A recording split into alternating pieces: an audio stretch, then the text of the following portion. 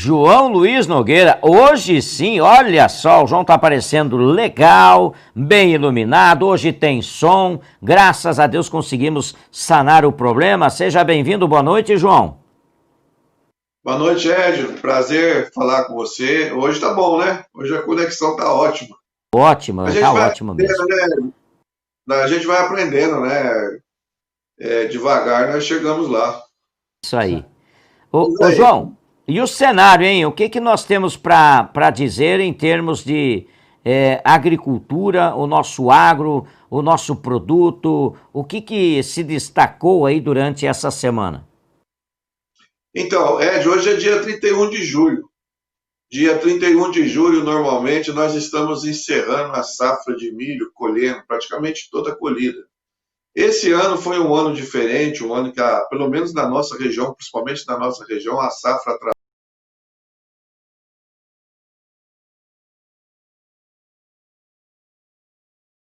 Nogueira, esse é o momento do cenário agropecuário, o momento para você saber das coisas do agro.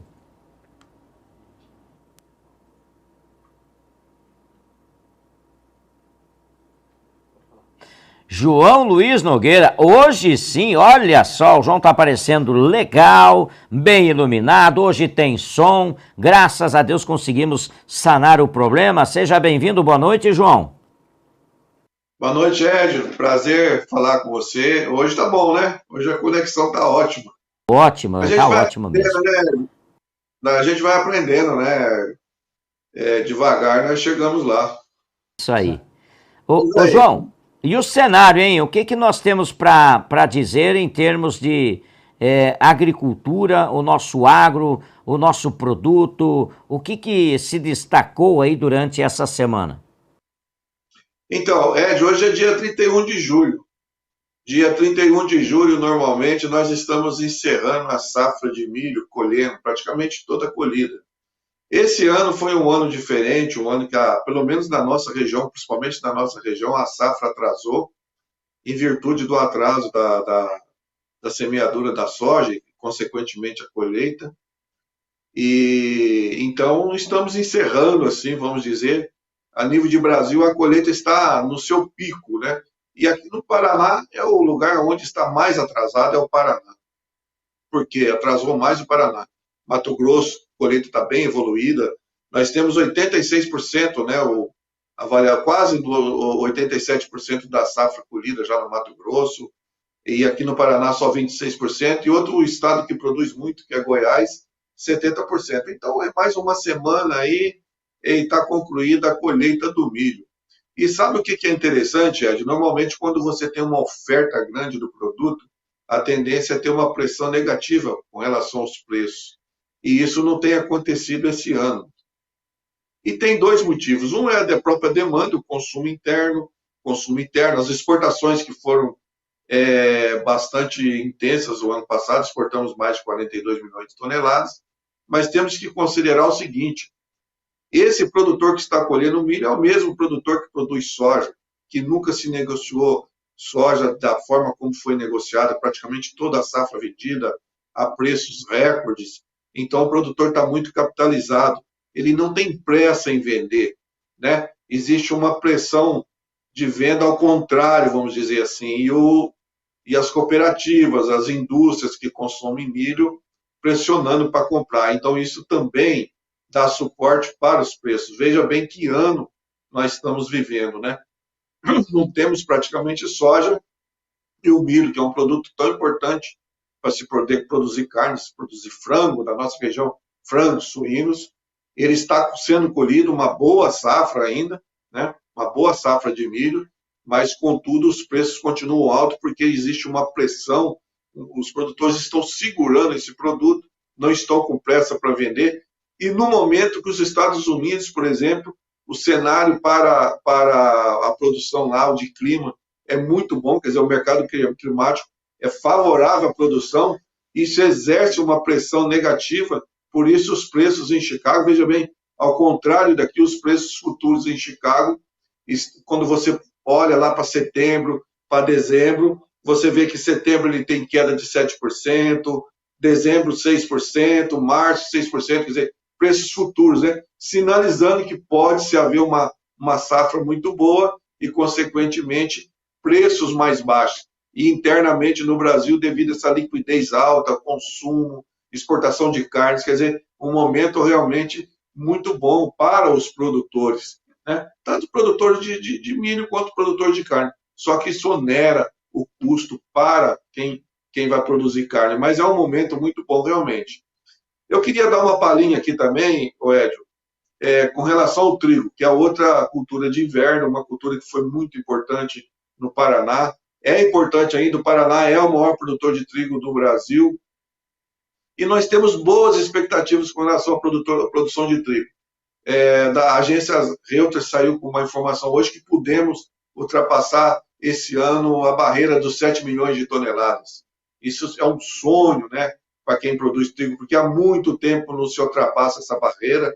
Muito pelo contrário, nós importamos mais de 7 milhões de toneladas e a nossa produção ela veio aí 5 milhões e meio, 5 milhões, 5 milhões e meio, 6 milhões e 300 era a previsão, hoje se fala em 7 milhões e 300.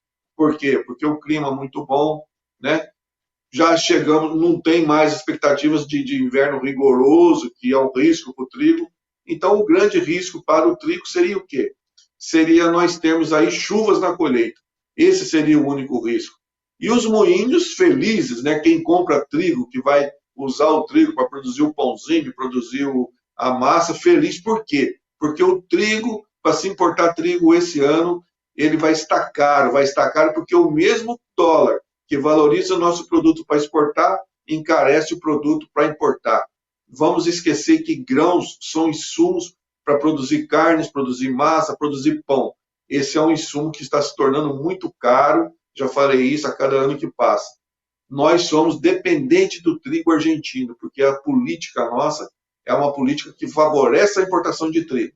Tanto é verdade que importamos muito mais do que aquilo que nós produzimos aqui, o que, na minha visão, é uma visão equivocada, estrategicamente equivocada, porque alimento, se você tem condição de produzir, você tem que produzir e exportar excedente, principalmente grãos. O Brasil tem condição de fazer isso, tem que se pensar estrategicamente nisso, porque os alimentos estão ficando com custo alto, não só para quem compra o nosso produto, mas se nós tivermos que comprar também, ele vai estar com custo alto. Então, hoje, as indústrias que precisam do trigo para produzir o pão, para produzir as massas, estão mais felizes porque vão contar com uma quantia maior de trigo internamente. Embora os preços estejam bons, é melhor comprar aqui dentro do que ter que importar lá fora.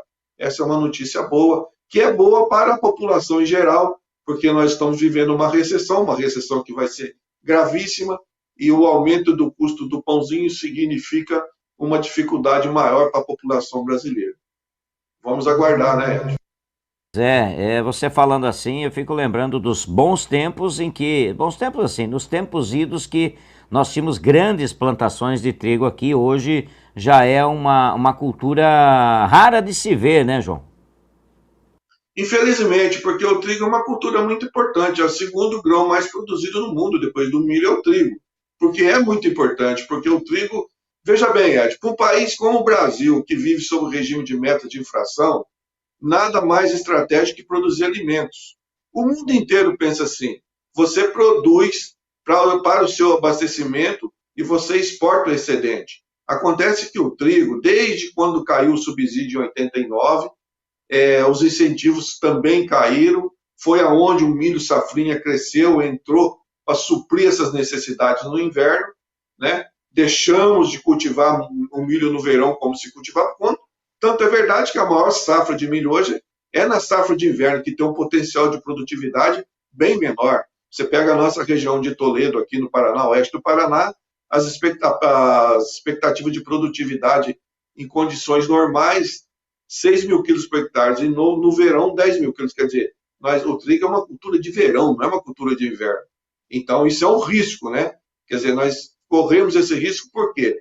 Porque o milho, que era uma cultura tão importante, que é tão importante, que entra numa composição na rotação de culturas com a soja, porque não tem cultura melhor para você nutrir o solo e fazer com que tenha uma rotação de cultura onde a reposição de matéria orgânica é excelente e isso dá um suporte para produzir soja também, nós fomos perdendo isso porque devido ao interesse comercial, quer dizer, o produtor tinha que arrumar uma saída.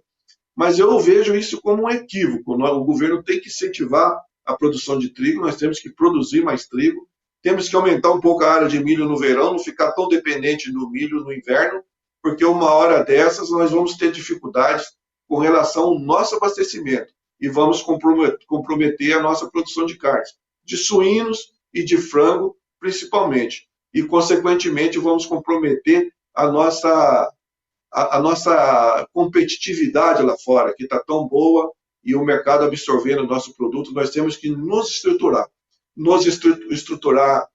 todos os sentidos, com relação à produção, com relação à logística, tudo isso daí, porque esse mercado que está demandando o nosso produto, a tendência é que ele vai continuar demandando mais ainda, e nós temos que nos preparar para isso. Ô, João, eu não sei se em termos de grãos aí você falou tudo que você tinha para trazer. Eu queria só, estou te falando isso porque eu quero te pedir um breve comentário sobre frango e suínos. Qual é a situação? Olha, veja bem, suínos que era a maior preocupação, frangos cresce de uma forma gradativa, mais lenta, porque suínos não, frango, né? Porque nós temos já conquistado o mercado aí, são mais de 150 países que nós exportamos. O nosso produto conquistou o mercado e não tem como se reverter isso mais. A gente, a cada dia, exporta mais, o frango nosso tem uma qualidade excelente, lá fora é reconhecido.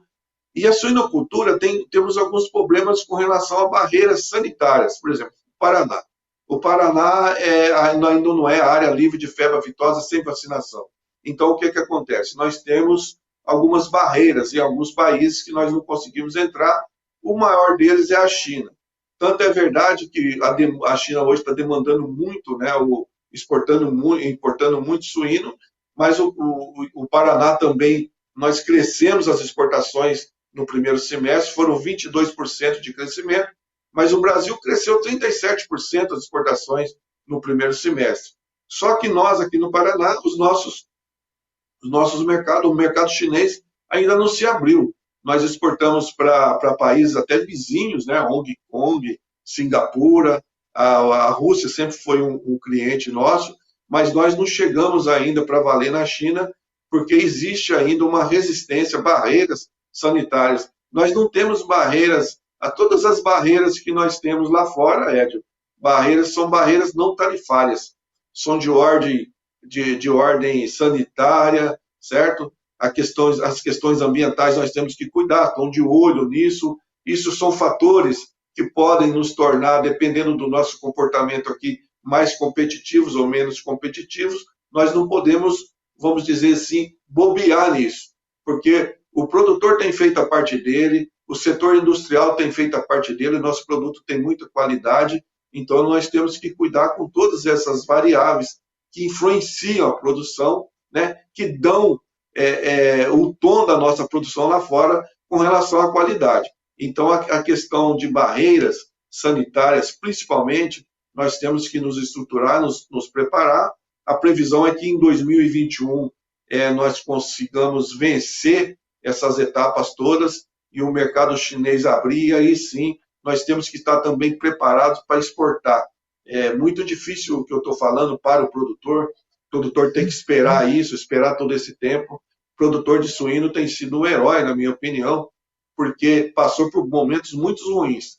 Melhorou um pouco agora, o consumo lá fora aumentou, as exportações cresceram, mas seria muito importante que nós tivéssemos uma condição de renda melhor nesse país aqui no Brasil, porque patina ainda o consumo per capita de suíno no Brasil, não passa de 15 quilos, né? Enquanto o frango passou de 40, bovino passou de 40, mas infelizmente suínos ainda não. Isso aí seria uma força muito grande, um suporte muito grande para o produtor de suínos.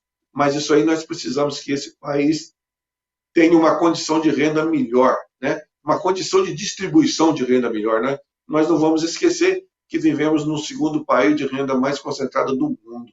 E isso, para a economia como um todo, é horrível. E aí precisa de política pública, de reformas que não acontecem, reformas estruturantes, né, Ed? Que aí vai depender da boa vontade dos políticos lá em Brasília. Aí é um problema sério que eu não quero nem entrar. Quando mexe na política é complicado, mas nós não vivemos sem ela, infelizmente. Ô, João, para fechar aqui contigo, hoje eu tô te pondo em fria, rapaz, mas eu tô curioso algumas questões porque é um âmbito que muita gente nos cobra aqui. E a piscicultura, nós falamos de suinocultura, falamos de avicultura, e a piscicultura, João, que tem crescido muito, tem deslanchado, o que falar? Só para falar bem, a piscicultura ela começou a se desenvolver muito a partir do momento que as cooperativas aqui no oeste do Paraná elas entraram nesse negócio. Então elas têm know-how de exportar, de produzir frangos, tem mercados para o mundo todo.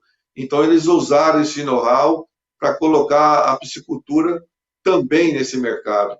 Então, eles deram suporte para aquelas pequenas indústrias, pequenos produtores, certo? Começaram a grande empresa, ela passou a ser o referencial, divulgar o produto, abrir mercado, e agora, né, mais recentemente, uma lei estadual está permitindo, né, que as pequenas empresas rurais, pequenos negócios, pequenos arranjos rurais possam negociar o seu produto em todo o estado do Paraná. Isso é uma questão no Paraná, porque existia uma certa dificuldade. Então, existe uma legislação mais flexível, que é lógico que você tem que se enquadrar dentro de normas para que aconteça isso, mas eu acho que a piscicultura ela tem um caminho muito longo pela frente ainda, vai crescer muito, vem crescendo muito, vem se desenvolvendo muito. Eu estou para dizer para você, Edio, que é o setor que mais cresce. Só que ele é pequeno ainda, está se desenvolvendo, mas teve um desenvolvimento muito grande.